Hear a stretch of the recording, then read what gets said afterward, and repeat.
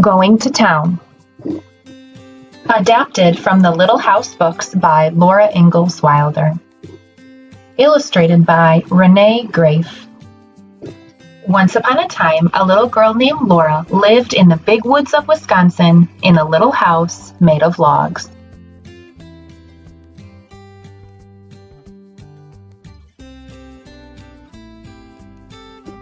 Her baby sister, Carrie, and their good old bulldog, Jack.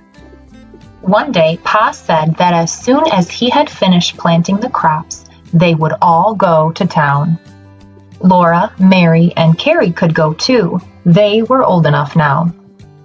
Laura and Mary were very excited. The next day, they tried to play going to town. They could not do it very well because they were not sure what a town was like. They had never even seen a store. Then one night, Pa said, "We'll go to town tomorrow." That night, Ma gave Laura and Mary a bath. Then she wound their wet hair tightly on lots of little rags. In the morning, their hair would be curly. When Laura and Mary woke up, they put on their best dresses. Mary buttoned up the back of Laura's red calico dress, and Ma buttoned up the back of Mary's blue calico dress. Then Ma took the rags out of their hair and combed it into long, round curls that hung down over their shoulders. After breakfast, Pa drove the wagon up to the gate of the little house. He had brushed the horses until they shone. Ma sat up on the wagon seat with Pa, holding baby Carrie in her arms. Laura and Mary sat behind Ma and Pa on a board across the wagon box. They were going to town. They were happy as they rode through the springtime woods. Ma was smiling, Carrie laughed and bounced, and Pa whistled while he drove the horses. Rabbits stood up in the road ahead, and the sun shone through their tall ears. Twice, Laura and Mary saw deer looking at them with their large, dark eyes among the trees. Suddenly, Pa stopped the horses and pointed ahead with his whip. "There you are, Laura and Mary," he said. "There's the town of Pepin." Laura had never imagined so many houses and so many people.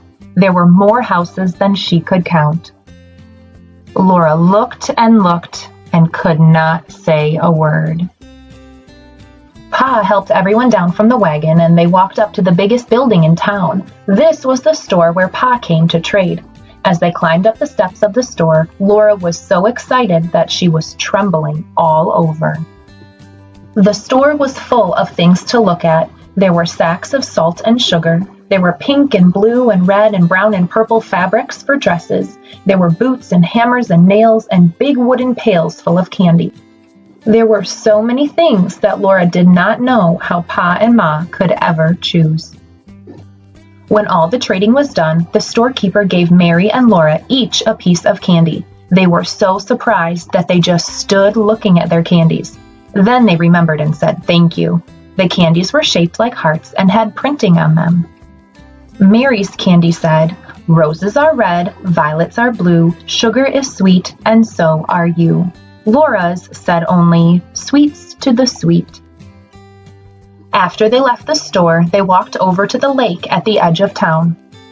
They all sat on the warm sand, and Ma opened the picnic basket that she had brought.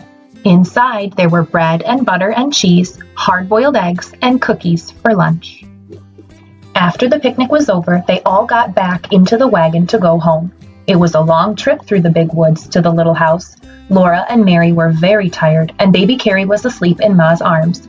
But Pa sang softly, "Mid pleasures and palaces, though we may roam, be it ever so humble, there's no place like home."